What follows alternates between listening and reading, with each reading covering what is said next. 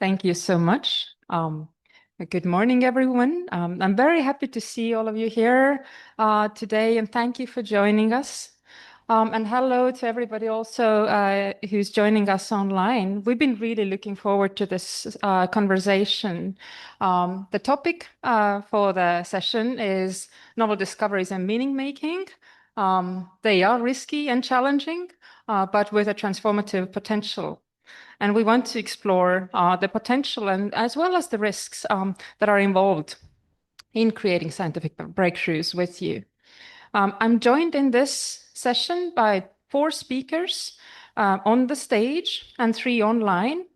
But before we jump into conversation, I would like to present you a video which we have jointly pre-recorded for this session. So in the video, the speakers will offer their insights on the topic, and I have done my best to blend and merge their contributions together as a moderator. And after the video, we look forward to hearing your thoughts and questions, both in the hall and online. And so let's get started. The video is about 1 hour long, and we expect then to have a half an hour for the conversation.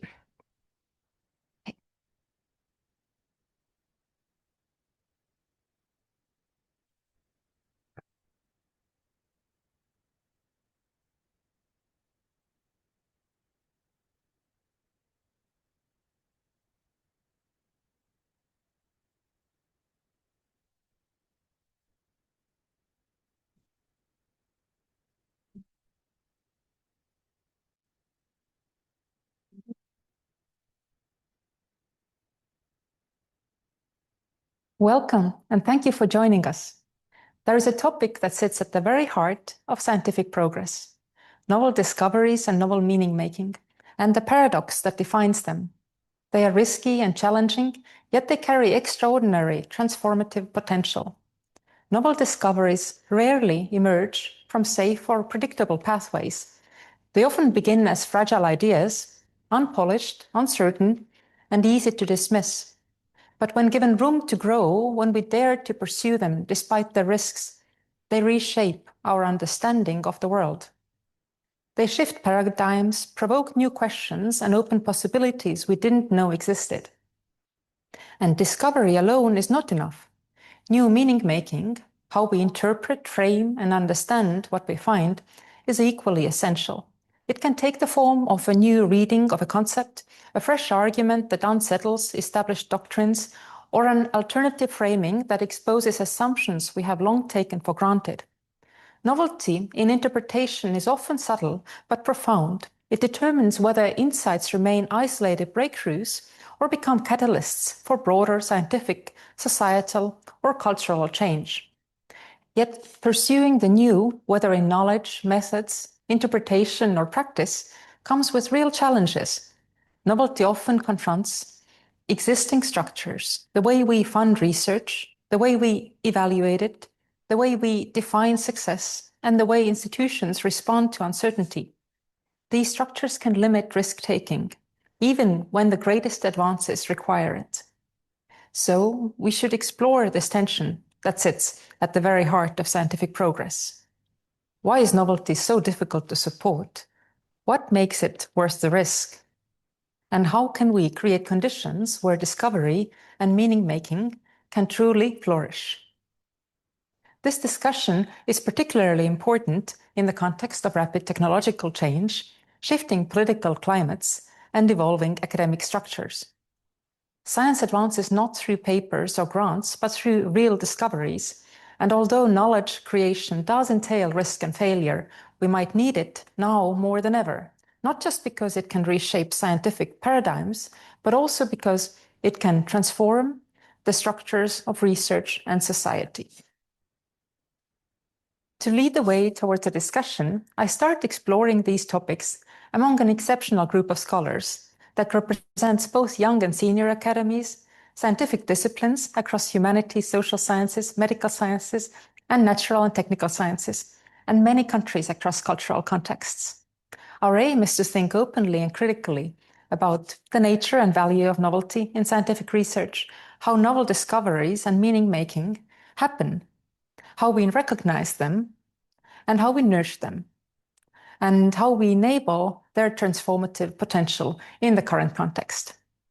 Drawing on philosophy of science and social epistemology, we invite you to consider how to support novelty in science, not only in funding and evaluation, but also in defining success and excellence, valuing diverse outputs, and justifying varied opportunities to pursue risky ideas. I'm honored to introduce Professor Tarmo Soomere from Estonia. He's a member and former president of the Estonian Academy of Sciences, a member of Academia Europaea, and currently chair of the European members to the International Science Council.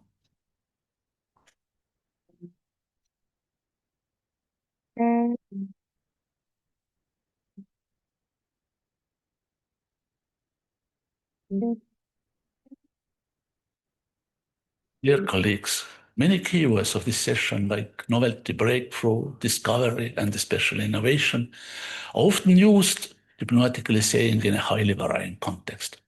It has become even customary to tune their meaning to fit the purpose of the speaker and to support his or her view on things. Still, these words definitely are not simply buzzwords or kind of lingo. They do have clear meaning. In particular, the fundamentals of innovation can be traced back to Peter Drucker. It is an application of fundamentally new knowledge to solve new problems. Innovation is much more than simply a way of getting process smoother or production more effective. In this context, not only novelty, but essentially a breakthrough in science is a mandatory precondition of innovation, more generally, of any major transformation of society. There is clear similarity with unicorns, which are teams who drive brilliant business ideas worth of $1 billion. Such businesses do not emerge out of blue sky. They usually materialize breakthroughs in science and associated technology. A simple saying highlights this connection. Unicorns are essentially a spillover effect of excellent science. Novelty is part of the definition of science. That essentially means retrieving new and significant information.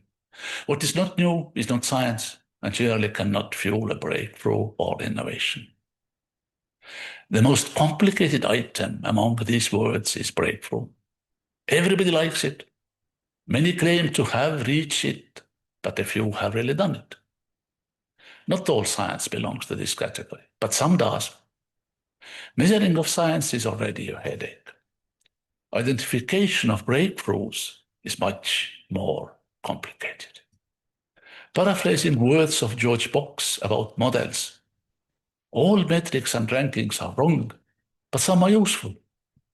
The core problem is that some aspects are simply not comparable or even measurable.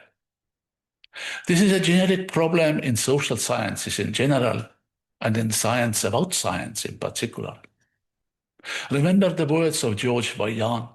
Perhaps the greatest problem faced by the academic social sciences is that what is measurable is often irrelevant, and what is truly relevant often cannot be measured.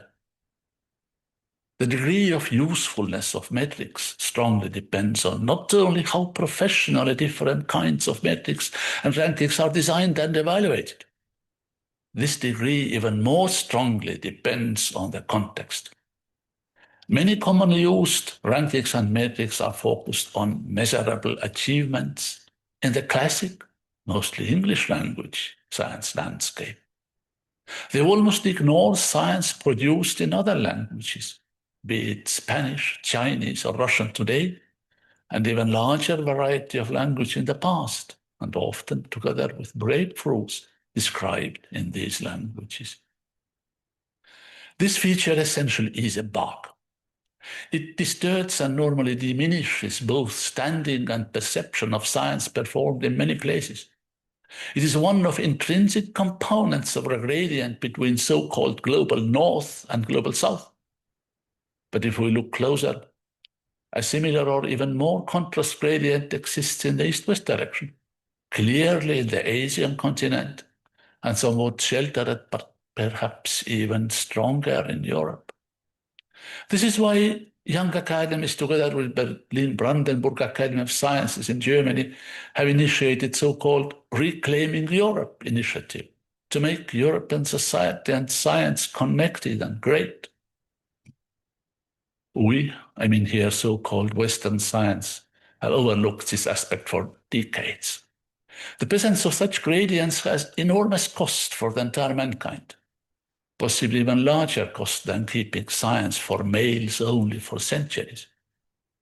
This is one of the items in the category what we do not know that we don't know. It is highly likely that we have lost hundreds of discoveries and millions of items of progress simply by not fully involving the potential of brains in so-called less developed countries. The funding models of science for these countries are essentially a continuation of good old colonial attitude, focusing on short-term gain by providing minimum support and offering the best brains an option to move to some Western research centers. This process is fundamentally counterproductive because of many aspects. Part of them are deeply hidden. Some of these deeply hidden aspects have been highlighted in recent years. Intriguingly, the key input comes from metrics.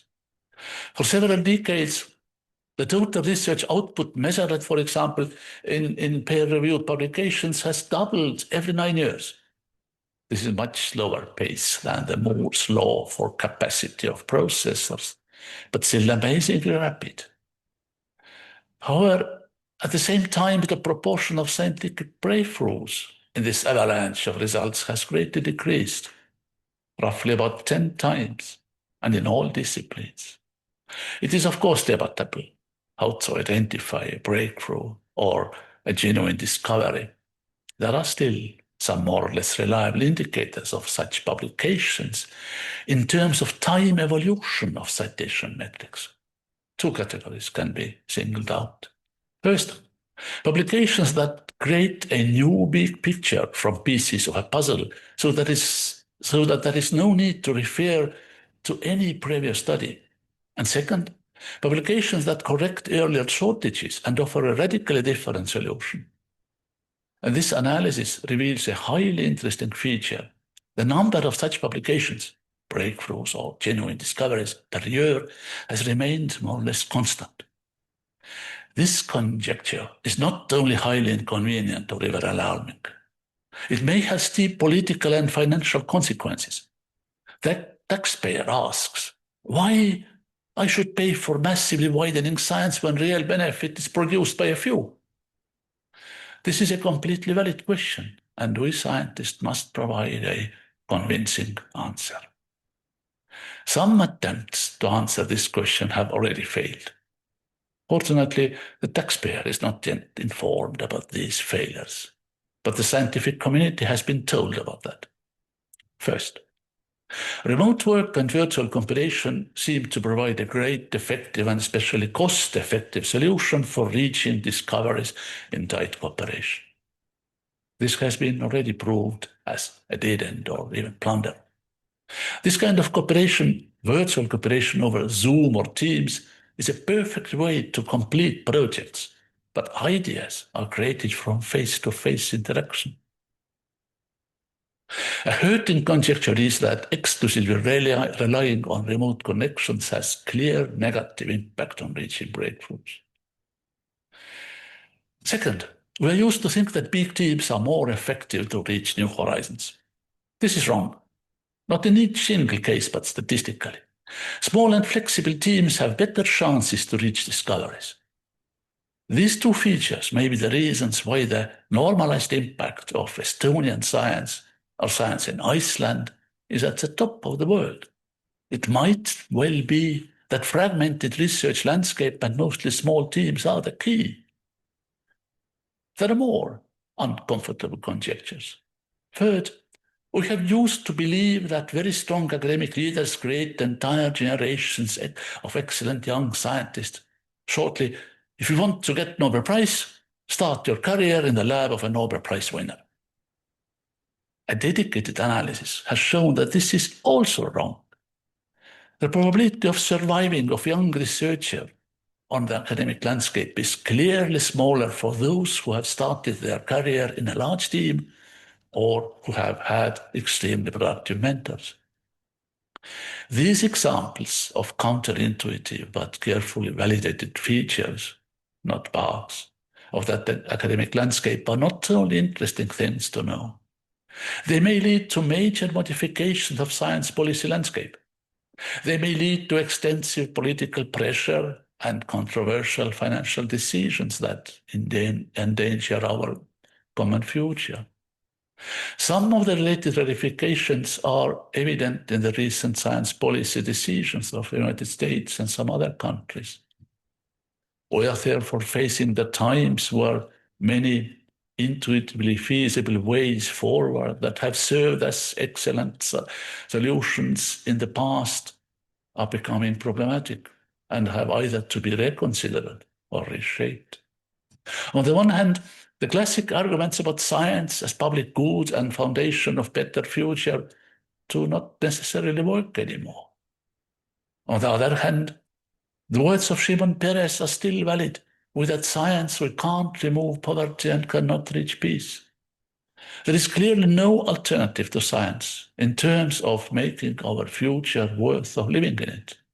But we have to reconsider how it works, how it is being funded, how it is being evaluated, how it is being communicated to society and stakeholders.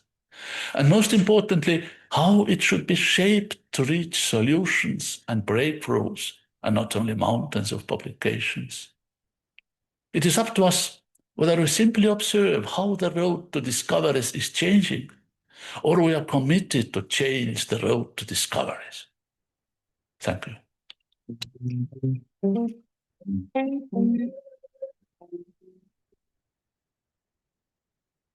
It's important to remember that novelty doesn't appear in a vacuum. It interacts with the systems and conditions that shape research itself. Technology, for instance, plays a dual role. It can accelerate groundbreaking discoveries, yet it can also reinforce echo chambers and reward the familiar, reminding us how deeply scientific progress depends on its structural environment. At the same time, novelty is increasingly constrained by pressures on academic freedom. Political and institutional priorities that favor short-term goals or low-risk research can inadvertently discourage exactly the kinds of paradigm-challenging ideas that drive real discovery. And these pressures are felt most acutely by early career researchers. Career structures and evaluation metrics rarely reward curiosity-driven exploration, and funding systems often struggle to support high-risk proposals, shaping which breakthroughs ever have a chance to emerge. With these broader dynamics in mind, let us turn to our next speaker. I'm delighted to introduce Sanna Jukola, a philosopher working in the field of philosophy of science and social epistemology at the University of Twente in the Netherlands, and also representing here the Young Academy of Finland.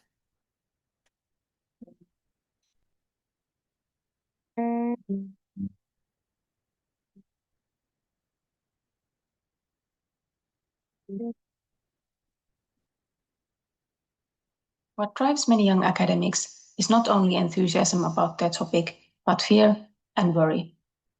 They work in a system that claims to be meritocratic, but doesn't have enough secure positions for all the hardworking, talented, high-achieving researchers and educators.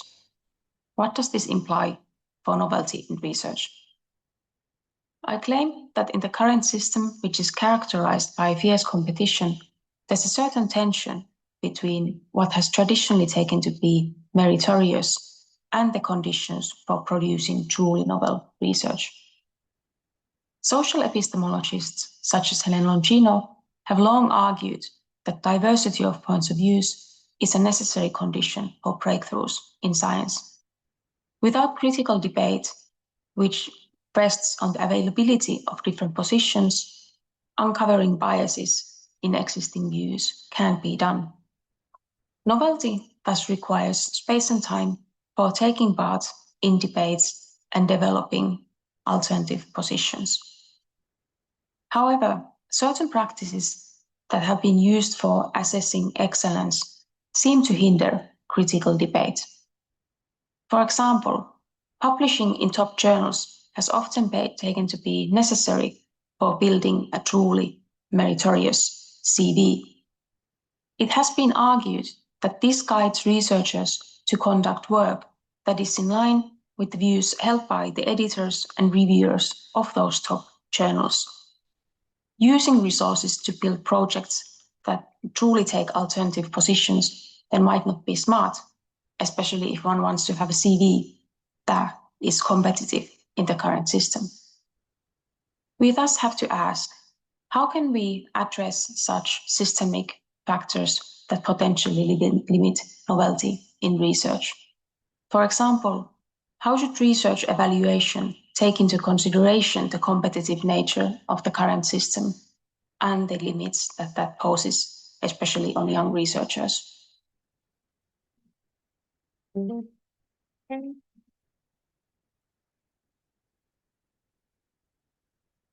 I'm delighted to introduce you our next speaker with the words of composer John Cage.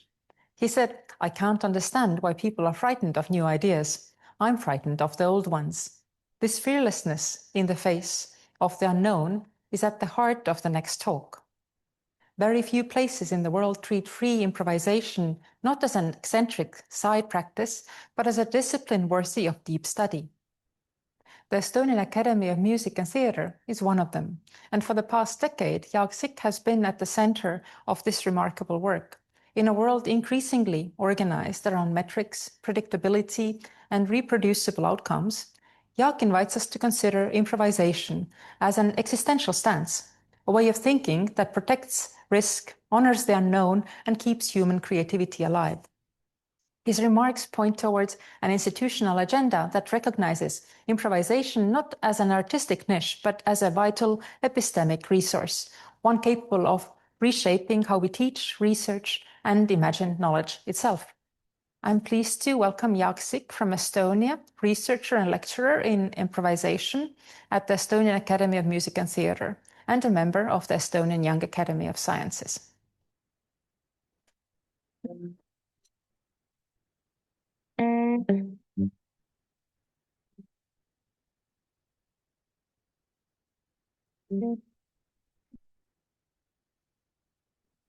Free improvisation is taught as a serious artistic and research specialty in only a handful of universities worldwide.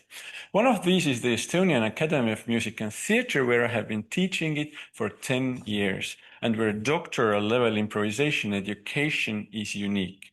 This experience and environment illuminates a broader set of epistemic and pedagogical principles that are increasingly relevant for thinking about research across disciplines. Free improvisation can be understood as an expressive process born in the moment, not predefined by cultural, cognitive, or contextual constructions or templates. This understanding produces a paradox. Teaching free improvisation seems ontologically self-contradictory. How can one teach something that is inherently personal, emerging from each individual's inner world and its limitations? The implication is clear. Improvisation cannot be taught via direct transmission of content or technique. If I try to teach it head on, my activity would become the colonization of another person's patterns by the patterns I carry as a teacher. Instead of direct instruction, teaching improvisation involves facilitation, creating environments in which individual agency, perceptual openness, and self-determined exploration can develop without undue external constraint. It builds on existential questions that are intense in our contemporary society. In a technological, complex, innovation-driven world, universities face growing pressure to produce reproducible output and measurable impact. Yet the most transformative research often emerges from processes that deliberately operate outside such predictable structures. Improvisation illuminates this tension. Should the present be organized according to position and power, or should it be reorganized by new solution-giving ideas? Improvisation is never free of inner struggle. Every improvisational act involves a mental competition among multiple possible responses. A person or a situation is not a singular voice, but a complex assembly of competing directions of thought, each striving towards expression. From this internal wrestling emerge several core principles of free improvisation that are also relevant for organizing innovative research. Accept true mental processes as they unfold. Express ideas through action as integrally as possible. Accept mistakes and risk as unavoidable and important productive conditions. Recognize discomfort as normality. Commit to a dynamic, context-sensitive flow of thought and action. Build communication through the coexistence of diverse synchronous lines that influence one another. And encourage self-determination, protecting personal mental space as a human right. These principles align closely with the types of capacities required for innovative research, yet they often run counter to the incentives and structures that dominate contemporary academic governance. Everyone and everything is loaded with their past. But when improvisation occurs between unfamiliar individuals, the result becomes even more unpredictable. The condition reinforces two core principles. I never fully know, and knowledge is never final. If institutions fail to cultivate such epistemic openness, the ability to think beyond the reproducible and the already known withers when unused. In such conditions, instructions and quality assurance frameworks can inadvertently become substitutes for self-trust. The consequence is a drift towards safety, reproducibility, and the predictability at the expense of exploratory, high-risk, high-novelty research. Drawing on the insights of improvisational practice, we can articulate better practices for environments where genuine novelty can emerge. Let us consider the models we can adapt from the field of improvisation to sustain cultures of novelty and foster the flourishing of their practitioners. How do we keep our institutions and ourselves from replacing risky living thought with the comforts of safe, reproducible procedure?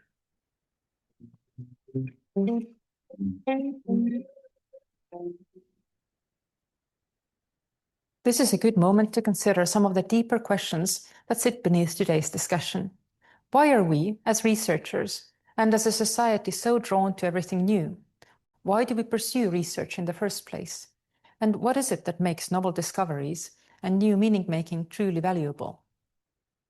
Are we motivated primarily by economic or strategic benefits, or do these pursuits hold an intrinsic value, something essential to human curiosity and scientific progress? Looking at the bigger picture, we might even ask whether the pursuit of novelty, new insights, new interpretations, new ways of understanding, defines the core purpose of our research ecosystems. And if it does, then what does it take to build and sustain an ecosystem where such novelty is not only possible, but genuinely encouraged? What kinds of structures, incentives, and freedoms allow breakthroughs to emerge? This also invites us to reflect on the role of scientific publications. They are undoubtedly important. One of the key means through which discoveries are communicated, validated, and shared. But are they the only mechanism, or even the primary one, through which novel ideas take shape and transform our fields? Or might we need to broaden our views of what counts as a meaningful scientific contribution? With these questions in mind, let us now turn to our next speaker, who will help us continue exploring how novelty emerges, how it is supported, and how it can meaningfully reshape the trajectory of science.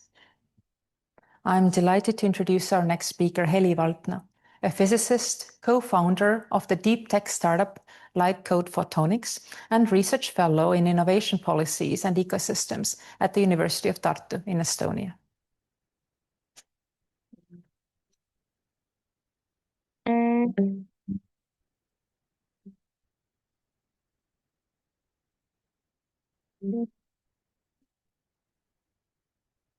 Technological novelty is one of the most important components of innovation.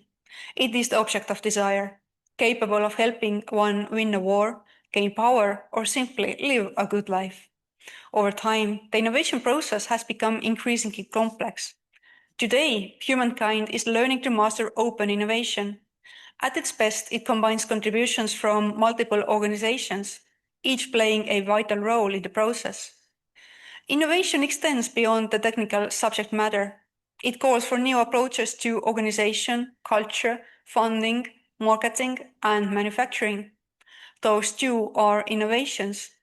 When everything aligns, the results can be transformative. When it does not, the process can lead to a dead end, yielding no economic return or losses, which is far more common than success. Such a collaborative environment has properties of a complex system. Performance does not only depend on the resources and scientific subject matter excellence. To perform efficiently under uncertainty, it also requires trust, openness, and willingness to learn from each contributor. Moreover, the rewards are shared before contributors know exactly what success looks like, if and when it will be harvested. As a result, rewards are often distributed unevenly, sometimes with extreme unfairness.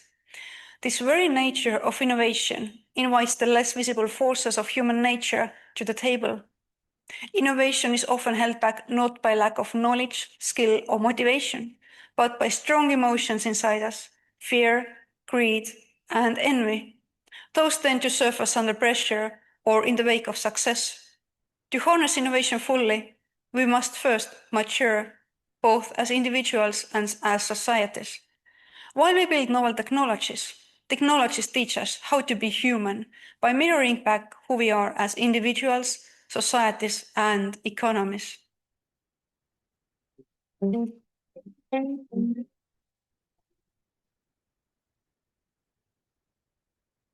I'm delighted to introduce our next speaker, Professor Stefan Constantinescu. He's the president of SAPEA within the European Commission's scientific advice mechanism and a member of both the Royal Belgian Academy of Medicine and the Romanian Academy of Medical Sciences.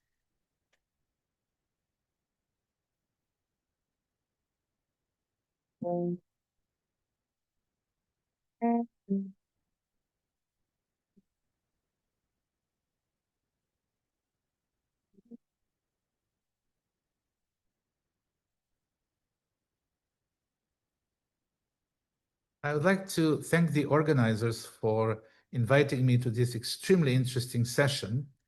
I think that science is in this situation where future is no longer what it used to be, as Paul Valéry once said.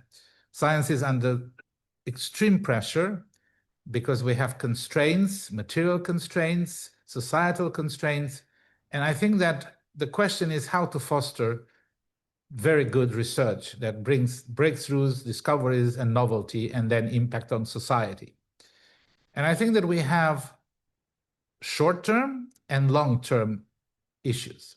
On the short term, I think we have to find a way to reform the grant system. The grants that came initially from prizes, recognizing merit, giving a check, a white blank check to people to pursue their ideas, have been transformed into a complicated instrument that somehow becomes a purpose in itself. And high-impact papers are a preconceived condition to obtain these grants. So one shifted from the authentic motivation of pursuit of truth into this competitive nature of getting grants and papers, which is putting the accent on the process and not on the function.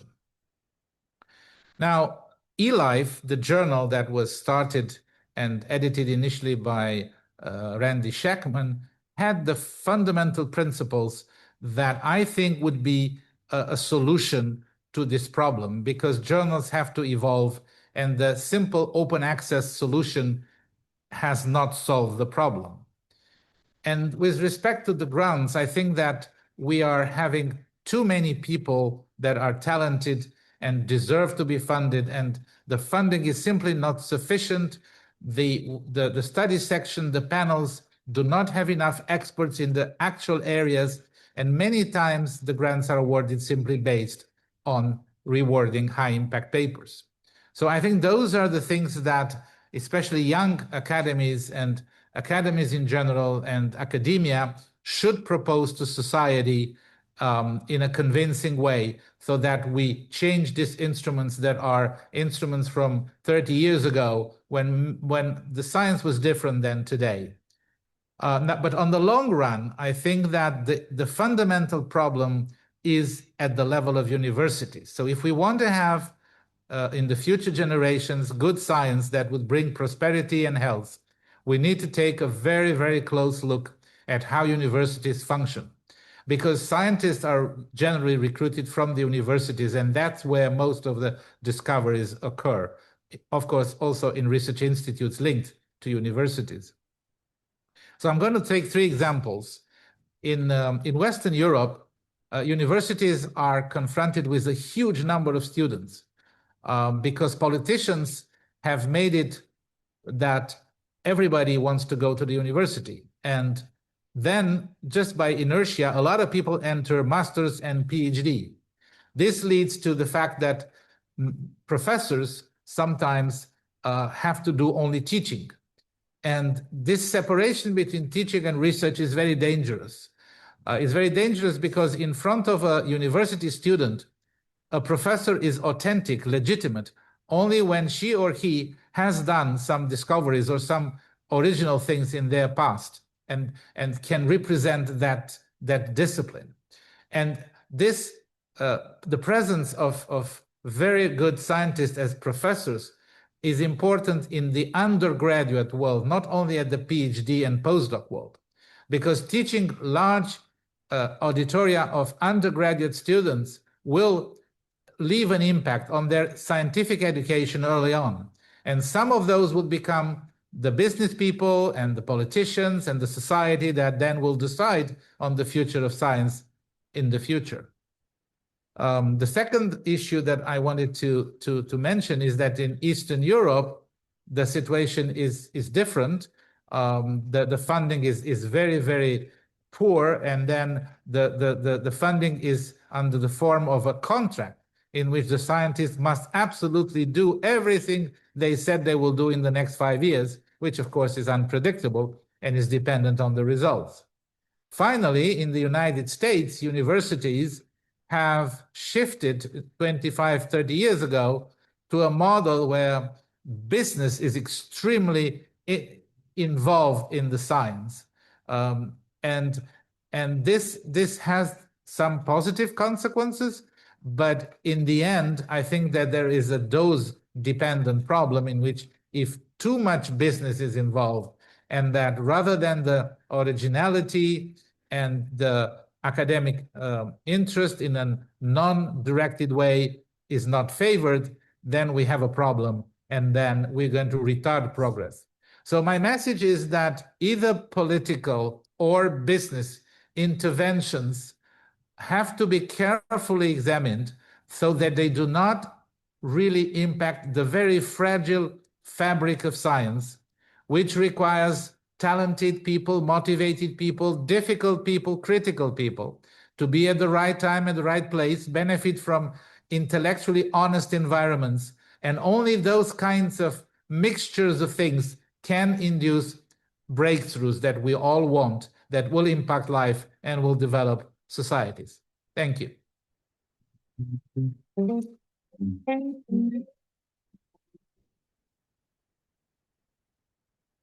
It's my pleasure to introduce Professor Adel Daoud from Sweden, Senior Associate Professor in Analytical Sociology at Linköping University, Affiliated Associate Professor in Data Science and AI for the Social Sciences at Chalmers University, and a member of the Young Academy of Sweden.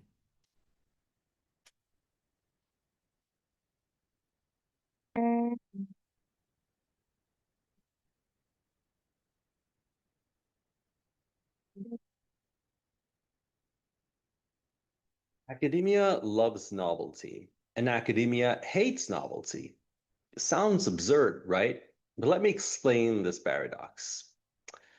Hello, my name is Adel Daoud. I'm a professor and also a host of the Journeys of Scholars podcast. Over the years, I've explored how new ideas spring up and sometimes get shut down. In fields like sociology, mathematics, physics and statistics, and computer science and beyond. I've seen a troubling pattern. Novelty is a valued entity in theory, but often resisted in practice. We all say we prize novelty. After all, breakthroughs and daring hypotheses in all of these disciplines, a groundbreaking theorem in math, fresh perspective in sociology, drive knowledge forward. In principle, every discipline rewards the big new idea. But in reality, truly novel work often meets resistance. A sociologist who challenges the canon might struggle to get published. A mathematician with an unconventional proof might be dismissed because it defies the way we do things. And a physics proposing a radical experiment can be told it is too risky to get funded. In practice, the more an idea departs from the familiar, the more pushback it gets. So why this hesitation? Because the novelty is risky. It upends the comfort zone and can fail spectacularly, right? A new idea threatens old ones, and not everyone welcomes that. Our academic structures often amplify this caution. Think about it. A young researcher knows that playing it safe wins grants, jobs, and promotion, while a highly risky idea, no matter how world-changing it could be, might not survive peer review.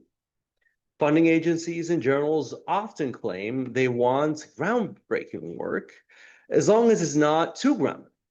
The result is that we end up constraining the very novelty we claim to celebrate. So how do we break out of this paradox? This conference is, as we know, is all about novelty in science, which raises the critical question, what would it take to build an academic culture that truly encourages high risks?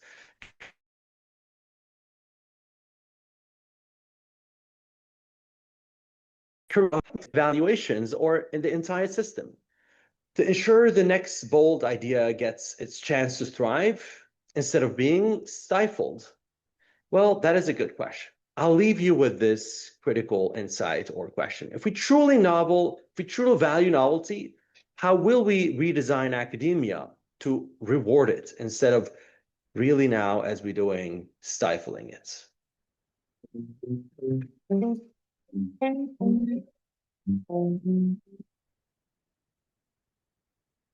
I'm very pleased to welcome Professor Noël de Miranda from the Netherlands. He's the president of the Young Academy Science Advice Structure, which brings together all young academies across Europe, and a member of the Young Academy of the Netherlands. Noël de Miranda is also the professor of translational oncology at Leiden University in the Netherlands.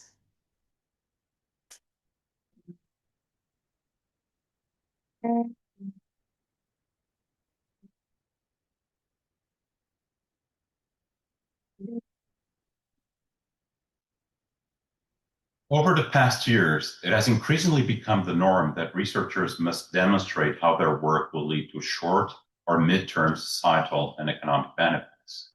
Funding agencies now often expect valorization plans, and many programs prioritize partnerships between academia and industry designed to turn knowledge into products as quickly as possible. I work in cancer immunotherapy, a field that has produced life-changing cancer treatments and grown into a multi-billion-dollar industry. But this success results from a chain of discoveries that were not intended to treat cancer in the first place. It all started with the discovery of antibodies in the late 19th century, and more than 50 years passed before anyone learned how to produce them in a laboratory. And even then, no one imagined they would become essential medical tools. Another essential piece came from basic research into how specific immune cells are regulated. Again, work done without a cancer therapy application in mind. Independently, these discoveries earned multiple Nobel Prizes, and together, they made modern cancer immunotherapy possible. The key lesson from this story is that completely independent lines of curiosity-driven research eventually converge to create something with enormous societal and economic impact. Now, I do believe it is part of our academic responsibility to reflect on potential societal or economic benefits of our research, and that reflection is healthy. And political accountability regarding the use of public funds is also legitimate and desirable. Furthermore, some fields generally do require coordinated, goal-driven efforts. For instance, if we think about climate technologies or pandemic preparedness. But I think there is a delicate balance between considering valorization and reshaping an entire scientific and academic landscape around it. And I think we are getting close to crossing that line, or have already crossed it in some countries. When we tie research too tightly to political priorities or to expectations for quick returns, we risk limiting our ability to generate the next generation of breakthroughs. Major discoveries often do not emerge from projects designed to deliver predictable, incremental outcomes. Another issue is the political discourse around science. We hear repeatedly that research must give back to society, and of course it must. But the timelines and expectations are increasingly set by policymakers, not in scientific reality. And this can give the public a distorted sense of how science actually works. If fast, concrete results become the expected norm, academic freedom starts to look like luxury, while slow, uncertain discovery begins to look like inefficiency rather than what it really is, the foundation of innovation. Paradoxically, by pushing researchers towards small, safe projects that promise short-term impact, we may actually be wasting public funds because these projects cannot deliver the transformative advances society ultimately depends on. There is one more point I want to stress. Today's research environment is shaping tomorrow's scientists. If we narrow the bandwidth within which science is allowed to operate, we severely limit the training, imagination, and risk-taking of early career researchers, who are the people whom the future scientific progress will eventually rely on. If we want real innovation, we must give science the freedom to explore paths whose value may not be immediately visible. History has shown us again and again that these are the paths that will lead to breakthroughs that truly matter. There are several questions that I would like to pose in this context. Are we unintentionally designing a research system that is incapable of producing the next major breakthrough? What kind of scientific legacy are we leaving for early career researchers? A space for discovery or a system of safe incremental checkboxes? Finally, how do we rebuild public trust when we promise fast innovation, yet know that real discovery takes time, resources, and often fails along the way?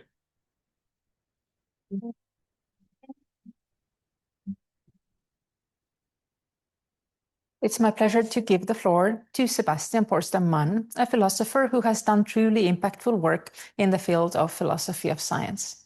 He serves at the Center of Advanced Studies in Bioscience Innovation Law at the University of Copenhagen in Denmark, and also holds a visiting professorship at the National University of Singapore.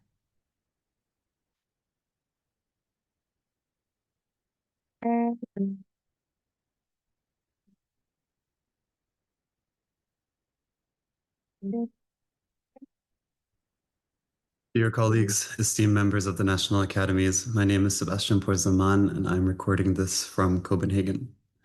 The reflections we've heard in this session show how bold ideas might be constrained in science. And this raises an important question. What happens when a truly transformative technology enters that same landscape?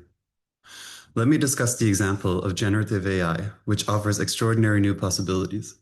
If we want to achieve breakthroughs in science, we must consider the potential of such emerging technologies that may expand our collective capacity for discovery. So the topic of this session is novel discoveries in meaning making, risky and challenging, but with transformative potential. And as just mentioned, the novel discovery I will be talking about is generative AI. And the meaning making is whether we can use this technology to further normative goals through the acceleration and improvement of science. And when I say science here, I mean science in its broad sense. So all disciplines that are characterized by systematic inquiry and a search for the truth. So this includes humanities and social sciences in addition to the natural sciences and STEM fields.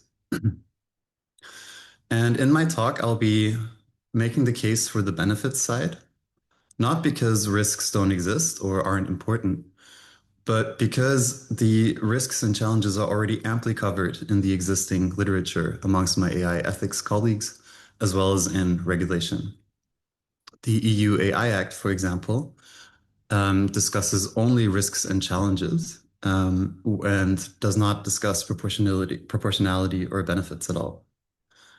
Now, from my vantage point as an ethicist, this is an issue because this isn't cautious ethics. It's only half of ethics. To do a proper ethical analysis, we need to look at both the benefits and the risks. It might well be that we still end up prioritizing or concluding that the risks are more important, but it wouldn't be intellectually honest to do this in the absence of a look at the benefits. Now, when we look at proportionality, we don't need to reinvent the wheel. We already have ethical, regulatory, and legal frameworks that we can apply. And I'll be talking about one of these, namely the human right to science under international human rights law. So this is a human right that has its home in the same Universal Declaration of Human Rights, and the same covenant and economic, social, and cultural rights that many other much more familiar human rights have. It is, I believe, a good framework for looking at these questions because it is binding international law and therefore is a common normative framework for most of the world's countries. And because, importantly, it has built-in proportionality tools. So the international human rights law framework, by its very nature, involves trade-offs for fulfilling rights against the resources required, trade-offs in balancing off the fulfillment of one right versus another, or the rights of some groups versus other groups or individuals. Now, the human right to science is in Article 15 of the International Covenant on Economic, Social, and Cultural Rights. And this is an article that has several components. When people discuss the right to science, they generally mean Article 15(1)(b), which states that everyone has the right to enjoy the benefits of scientific progress and its applications. However, there is also generative AI is also relevant to Article 15(2), which places duties on states to conserve, develop, and diffuse science and culture, as well as for Article 15(3), which places obligations on states to respect the freedom indispensable for scientific research and creative activity. Finally, through its ability to translate both languages and also between methods and approaches, generative AI also is relevant to Article 15(4), which concerns duties related to international cooperation in science and culture. Now, why is it that generative AI is relevant here? Well, if used appropriately, it has the potential to bring certain resources, skills, methods, and tools into the hands of people that otherwise wouldn't have it. So generative AI can be prompted to generate computer code and write programs. As mentioned, it can translate between languages. It can act as a junior assistant in terms of finding relative information or transforming that information into other forms. And it can help with editing and dissemination of research. All of these things are resources, in a sense, that senior researchers in wealthy countries can afford to hire human labor for, but many junior people in wealthy countries, as well as people everywhere in the rest of the world, have trouble utilizing to their highest potential. Similarly, generative AI scales very well. So whatever tasks it can do well at scale. And this is not only a benefit in the normal sort of efficiency sense, but we have to remember that when it comes to research, a lot of it is publicly funded, and whether or not it's publicly funded, it addresses several real life issues. So the longer it takes to do this, the more brakes we put on this process, the later or the less benefits will accrue to people in need out there. This might also be a bit counterintuitive, but generative AI can also be used to help preserve scholarly traditions, diverse voices, and institutional knowledge. And it can do this because if you give it sufficient information or data about a specific tradition, it will be able to simulate that and produce interactions that are on the basis of these materials. And as already mentioned, the translation capabilities and the ability to address paperwork and administrative tasks means that generative AI, if used correctly, can help further collaboration, both domestically and internationally and globally. So to make this all a bit more concrete, maybe many of you are thinking when it comes to generative AI, well, it can just write my manuscript for me. And there are many sort of ethical issues involved with that. And this is not really primarily what I mean. I look at generative AI in more of a systems perspective for science. So in scholarship, we know that there are many sort of guidelines or frameworks or checks and balances that are meant to protect research participants and guarantee the integrity of the scientific record, such as peer review or IRB or ethics review, or the need to detail your research in grant applications and in consent forms and so on. And all of these serve a very noble and important purpose, but the way they're implemented often leaves things to be desired. So we know that there's a crisis in peer review. There aren't sufficient reviewers with sufficient expertise given the increase in paper submissions.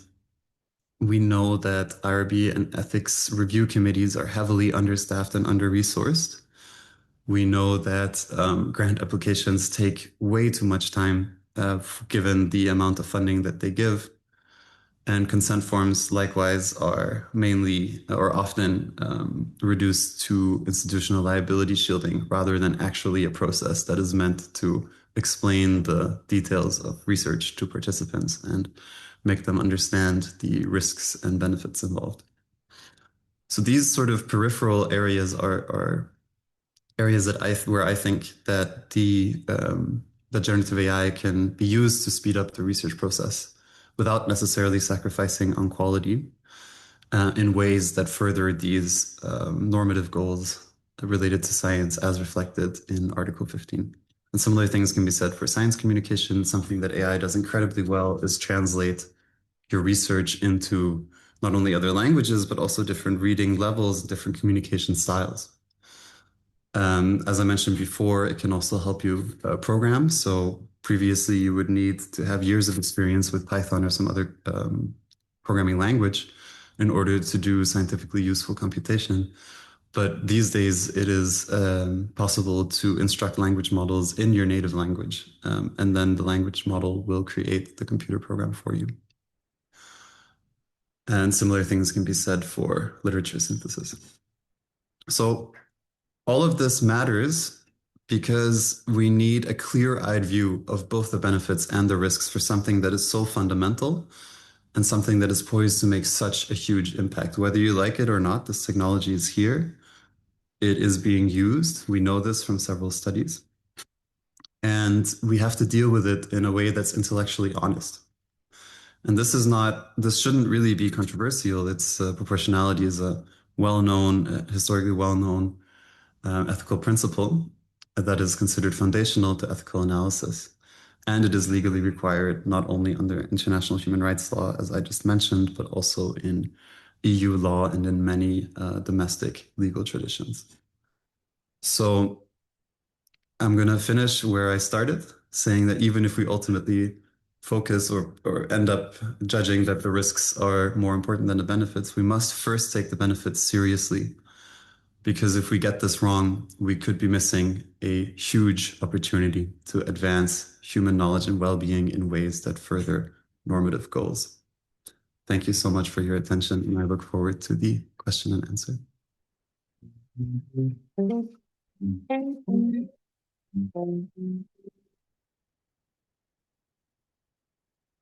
A clear message emerges. If we want to enable novel discoveries and new meaning-making, we must be intentional about the structures that shape our scientific ecosystems. Across today's contributions, we heard a call for reforms that place creativity, flexibility, and human connection at the center of scientific life. This includes reinvesting in physical, in-person interaction where early-stage ideas actually take root. It means shifting funding towards small teams that can take risks and move quickly. We also heard about the importance of maintaining a diversified research landscape where distributed communities can thrive. To enable true novelty, our evaluation systems must reward originality and breakthrough potential over sheer productivity, embracing qualitative assessments and evidence of genuine independent thinking. Likewise, protecting scientific diversity in funding decisions is essential. We must create policies that support idea generation itself, including protected time and low-burden funding for early-stage conceptual work. All of this depends on long-term institutional stability paired with structural flexibility. And ultimately, it requires a commitment to actively shaping the research landscape, recognizing that older models built around growth, remote collaboration, and concentration of prestige may no longer maximize genuine breakthroughs. These proposals do not point to a single solution. Instead, they outline a research ecosystem intentionally designed to foster novelty, to give risky ideas the conditions they need to grow, and to ensure that both discovery and meaning-making can thrive. With that, I'd like to open the discussion. How might we collectively imagine a research system better aligned with the transformative potential of novel discovery?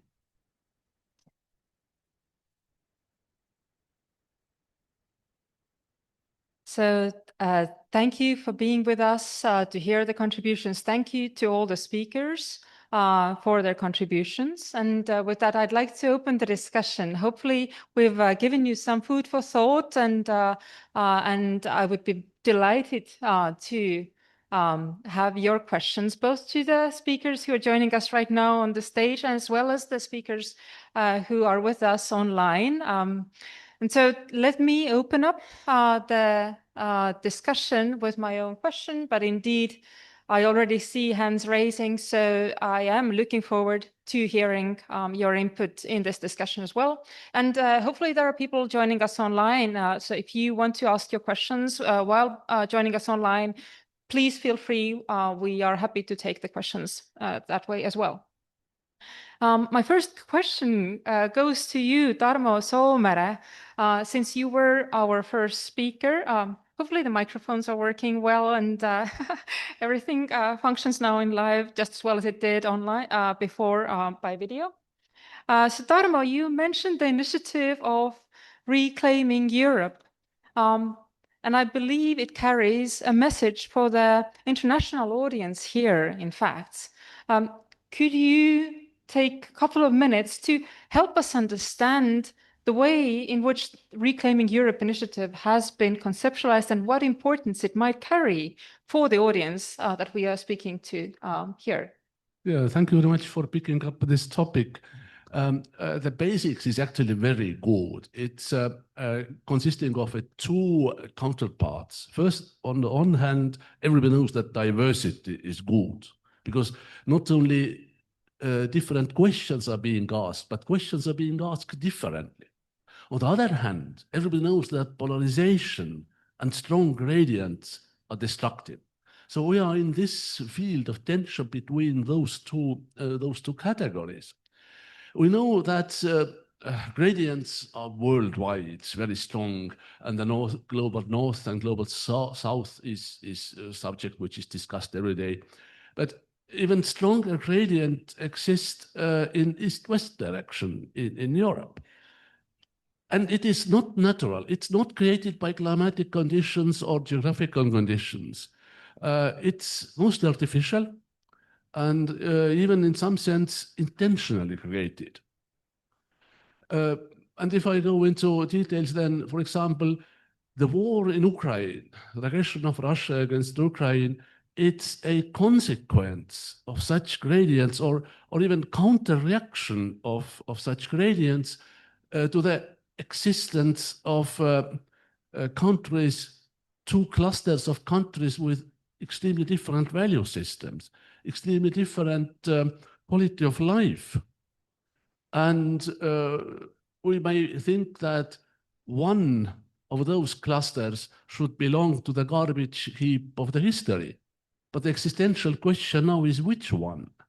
And you see that even the United States cannot decide which one of those clusters should be in the garbage heap of history. So this is kind of existential challenge for Europe, which we have not to fight against, but to understand and to bring Europe together again, from Iceland, Azores and Canarian Islands up to Ural Mountains. We can't live further in even ingredients which are becoming more and more stronger. Thank you so much for that explanation. And I think it's a very nice way of understanding also how we're thinking about the value of diversity. Many of you mentioned that during your contributions, and I think that's the next topic I'd like to bring up, diversity of views. Sana and Jaak, you both talked about in one way or another, valuing the diversity of views as an important precondition for achieving novelty. And it's definitely something that the young academy is also very well informed and well positioned to defend, considering the circumstances in which early career researchers do work. So the idea that we need diversity for successful science is something that is worth exploring and I think emphasizing further. And I'd like to ask in connection with that from you, Jaak and Sana, what are the best paths towards supporting diversity based on your background in research, but also your experiences in young academies? I'd like to give the word first to Sana, because we'd like to have you join online just as we are here on stage, and then perhaps to Jaak. Okay, thank you so much. Hopefully this works. Yeah, so the diversity and how to support that is, of course, an important and difficult question, because, like, first of all, that even though there often is a connection between social diversity, whatever we mean by this, and then the diversity of points of view, so the diversity of different positions, it is not always the case, especially if there's some kind of a bottleneck in which positions then eventually get to be heard. Like, for example, that it really doesn't matter that even if we sort of think that it would be a good idea that people from different socioeconomic backgrounds would get into academia, but if at the same time some of these issues that several of the presentations already mentioned, for example, that the peer reviews or peer reviewers don't necessarily appreciate all positions, then what eventually gets to be heard is quite limited different positions there. And I believe that at the central stage here is research evaluations. and how this is done. And then this is actually a question that came to my mind when I was listening to your presentations, because several of us, we mentioned this, and at the same time we call for innovation. And then something that came to my mind was that maybe we need some kind of an innovation in research evaluation. So of course they qualitative measures or different ways of writing CVs are steps towards this. But I'm just wondering that if this is radical enough, because as we all know that even if you ask researchers to write about their achievements in a more qualitative way, it tends to turn into quantitative measures eventually there. So it's a very difficult question. I think that this increasing discussion about the evaluations is definitely a step to that direction, but it's difficult to say what could be the concrete measures to this. And I would like to hear your other views on this as well. Thank you so much, Sana. And let me give the floor now to Jaak. And then I already see again hands up. So I will next give an opportunity to ask a question from the audience as well. So Jaak, please. Yeah, thank you very much for the question. Thank you for an excellent job with our video. And also I'm so thankful for many Thank you. many fellow researchers to have had fantastic and very rewarding conversations.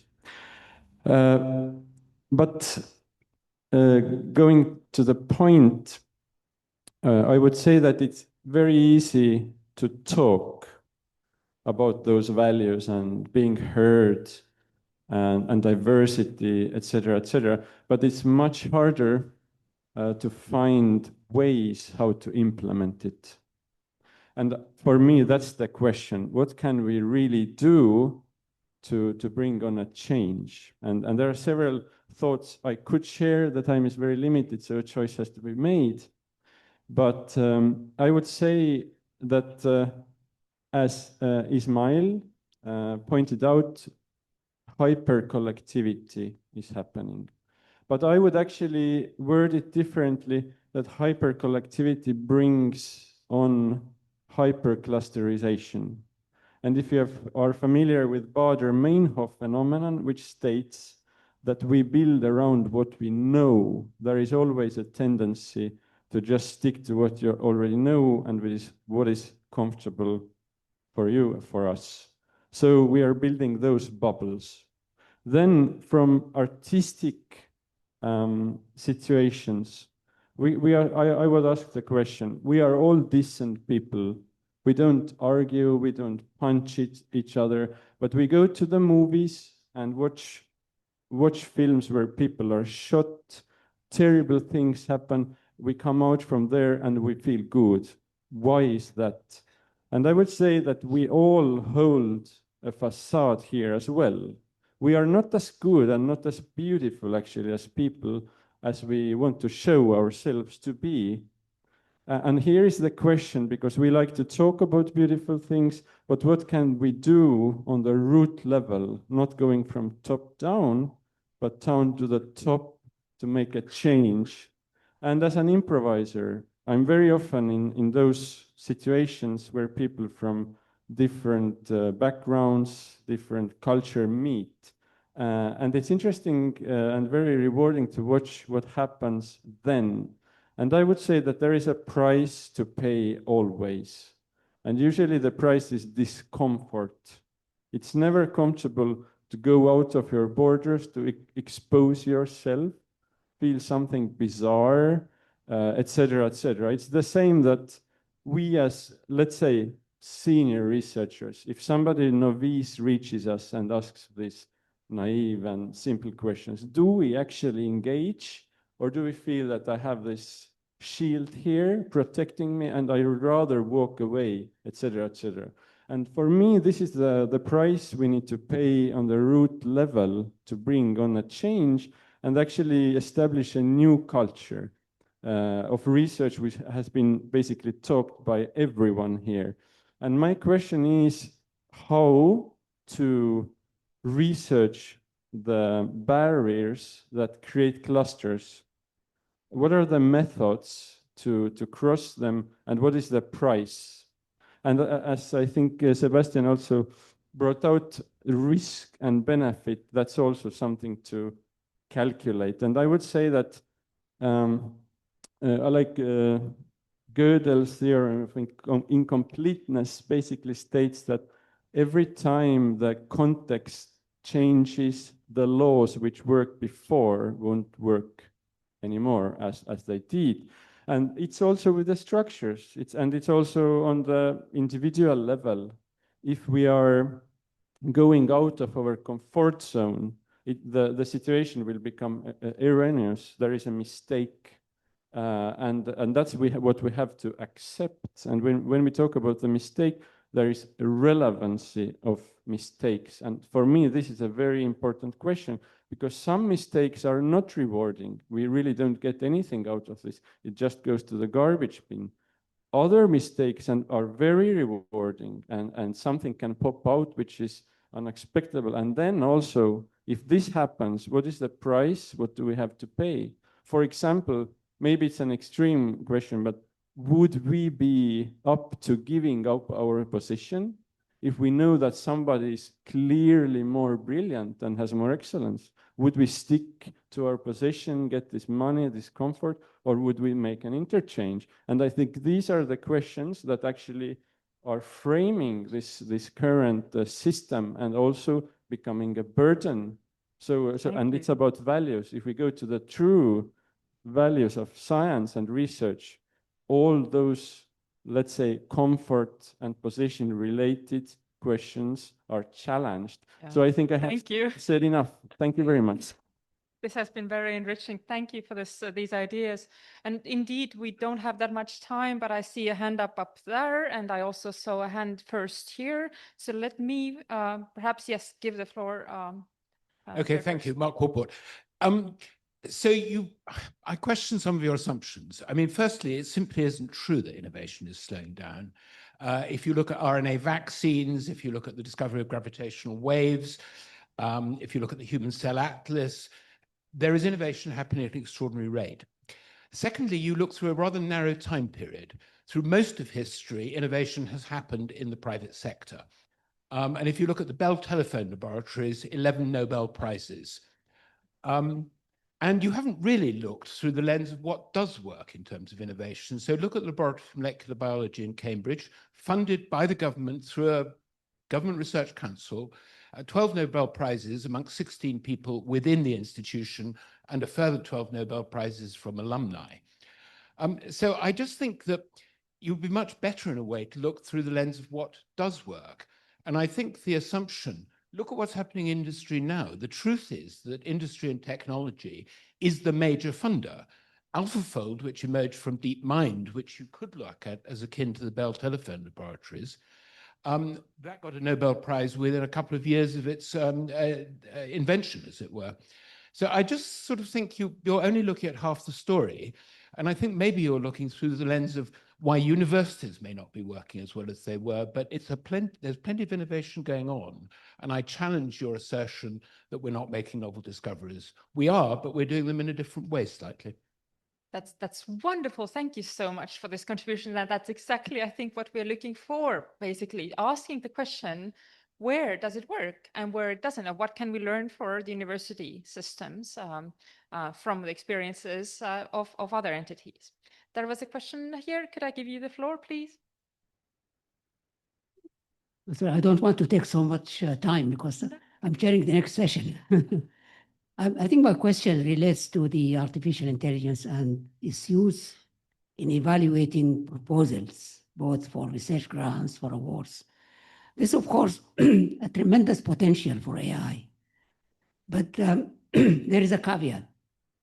As we all know, AI depends entirely on the data you put in. And this data, in many ways, is extremely biased. Data collected in developing countries, especially from the poor countries, is very limited. And I'm wondering whether that is going to be addressed when you apply AI fully in evaluating grants and awards, and whether any experiment of that kind has actually taken place to see the value of AI and the problems about the biases. Thank you. Okay, thank you. We have one more question back there. We will collect that as well, and then I will give the floor to the panelists to respond.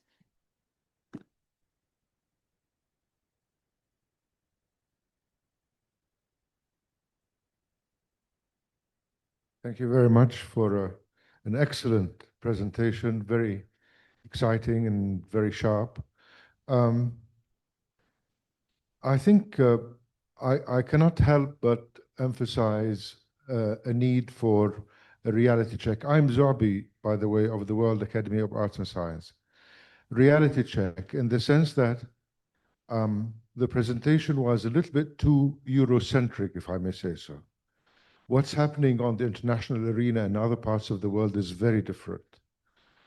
But the research communities in many parts of the world are under enormous pressure to address and stand up to a number of challenges, including achieving the Sustainable Development Goals, for example, utilizing science to achieve the SDGs. Another aspect, another challenge that's facing the research community in the developing world in the South is addressing national problems in terms of the various aspects of human security, water insecurity, food insecurity, energy, health, and so on. Thirdly, again, in many parts of the world, there is this, what used to be called blue sky research ongoing at academic institutions, which is still there, but essentially, and in many parts of the world, lacks focus and lacks success. So I think it's really important to develop the models that we have, including the model that was discussed this morning, so that we can really draw best practices from such ecosystems and how they function, and embed such best practices in other parts of the world. The priorities are very different, and we need to be aware of the specific constraints that the research community in the developing world operates under. Thank you. Thank you so much. And let me give the floor now to the panelists here and online who have not had a chance to respond to questions yet. So perhaps Adele and Sebastian, would you like to start? Sebastian, perhaps you first, since one of the questions came exactly about your talk. Sure. So thank you for the excellent question. And you're absolutely right to point towards the quality of data and the issue of bias. The data comes from humans, and the models just learn on the basis of the data. So whatever the quality of the data is, will be the quality of the model too. You asked about experiments. There is a Spanish foundation that is currently trialing AI grant review system. I forget the name, but you can find it because there was a Science or a Nature news article about it recently. But there are many real experiments on peer review, which has many similar functions. And they generally find that even sort of legacy systems like GPT-4 from 1 or 2 years ago do comparably well to human peer review, and that advanced systems which use more advanced tools like retrieval augmented generation, inbuilt web search, the ability to retrieve relevant information, and draws on custom databases of relevance to the subject being reviewed, actually can perform better than humans as assessed by the people whose work is being reviewed. But I expect a lot more research there. I'm mainly pointing this out as a possibility because the alternative, the current system, is so deeply problematic that not attempting this would itself be an ethical issue in my view. And also, it should be mentioned, you don't need to replace everything at once. There are, there's various levels of tasks involved in grant writing and reviewing. Some are more clerical and low level than others. We don't need an all or none solution, but I believe we should try trialing these novel technologies first at the easier stages and then see how we go. Thank you. Thank you. And Adele, and of course then Noel and Haley as well. I would welcome you to jump into the discussion from online as well. But Adel first. Yeah, thank you so much. Might address the question of innovation happening outside of academia that I think was a very well positioned comment. Yes, I mean, you know, Cambridge Industries and DeepMind and so on, plentiful of resources and doing excellent research in terms of, you know, industrial applications and beyond. I think the critical aspect that we have been kind of engaged with is how do you think about it from a sort of a young scholar perspective, upcoming, trying to sort of establish themselves? What are the conditions for that? How does it, you know, what are the risks of novelty there? I think and that actually plays really well. If we take the example of DeepMind, for example, I think that's an excellent example. I was having lunch with their research engineers, an old friend of mine working there. Academia is organized in a way that it's the individual that takes risks. I'm, as a researcher, have to, you know, build my portfolio of research, my publications, my funding, and then kind of apply for it, get a PhD student around me, postdocs, and so on. All that risks is on me as an individual. If you take DeepMind, and I think that's an excellent way of kind of organizing research, except for the fact that they have abundant resources, how to kind of mimic that, is that the risk is put on the DeepMind level. It's at the organizational level. So if a researcher at DeepMind takes risks, he doesn't, you know, by just showing, by engaging in the research, it's not a function of whether they succeed or not. You know, their salary is not kind of tied to that. They're secure, right? They can take abundant risk by exploring novel ideas. It's DeepMind that takes the risk. In universities, it's the converse. It's really me as an individual that takes risk, and that puts me in a very different spot. So can we learn from how, well, this case, DeepMind and other companies are organized such that we can publicly funded research can kind of have a similar kind of a flourishing. So I think that's a really interesting comment that has a depth to it in terms of the organization of research. Exactly. And I think that connects so nicely with what Haley said in her talk about the organizational innovation that we need in addition to innovation in technology. And so the ways in which businesses operate in order to enable breakthroughs is something that we can learn from. And I think this is one of the broader messages that this panel might deliver as well. Haley, would you like to comment on this proposal that you made in your talk and that connects so nicely with the question that we had from the floor? Yes, thank you. It has been amazing organization, Helen. I'm so grateful that you do it, and you have been innovating the format. So you have done innovation beyond the technological subject matter. So thank you for this example. We all can learn from that. I have heard so many great ideas here, so many good arguments about like positioning the power, how to measure things, because this is actually what eventually matters. All the systems tend to take this minimum effort form and perform at like to match what is being measured. So,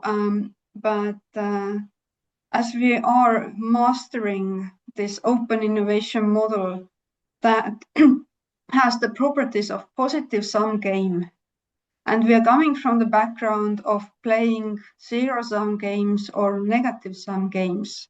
So in the past, that's what made somebody powerful. So you had to take the power from somebody else. But now the power, the value is created from collaboration. And it calls from completely different set of skills. And also it has the completely different properties. It has the property of Seneca effect, that you build it up really slowly and it might collapse really fast if you have been over consuming some resource in the system. And it can be researchers' contribution, because from some places I hear how poorly universities are performing. But if I look around at the root level, I see everybody contributing multiple loads, doing far beyond than it's in their job, like this job description. So we are transitioning also in the methods. This technological excellence, or like the subject matter excellence, is something we kind of have mastered. But all the other innovations in social sciences, in psychology, in building systems that are designed for humans are the topics we are lacking, or like we have not performed as well as in the subject matter. So I think the transition we are going through as societies are far different. And we are out of linear regimes, which means that a small change might cause a massive effects. And there is no symmetry. There is not, if I do that much of a good, then, I mean, it compensates the same amount of bad. It doesn't. It's non-linear. It's highly dependent. So this is actually the reality we are facing. Yeah, and thank you for this amazing discussion. Thank you, Heli. And I would love to give the final word to Noel, who is also joining us online. Noel, you've heard the discussion so far, and you proposed 3 different questions yourself, mostly related to early career researchers and their position in the current research ecosystem. Could you share a final thought for this session based on the way in which young academies operate and then think about the interaction between research evaluation and novelty, and also the large discussions that we have about the changing, very fast changing world. So are there ways in which we can imagine the research ecosystem progressing towards more breakthroughs, a better ecosystem for young scholars? Thank you, Helen. Thank you very much for the invite, and it's a great panel. That's obviously a very difficult question. I would also like to depart from the point of the comment that was made regarding a lot of innovation now coming from the private sector and from the industry, and by no means my intervention was aimed at criticizing that. I actually think it could for us to rethink what we want academia to do and what type of scientific system we want and what is our role. And I think a very important role for universities and for academia is indeed the training of new academics and new scientists that will eventually also migrate to the private sector.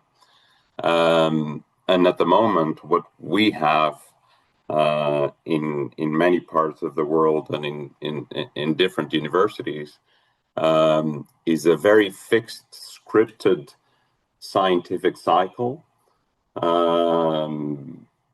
that prioritizes safety and does not really teach young academics and scientists about what the scientific process is about.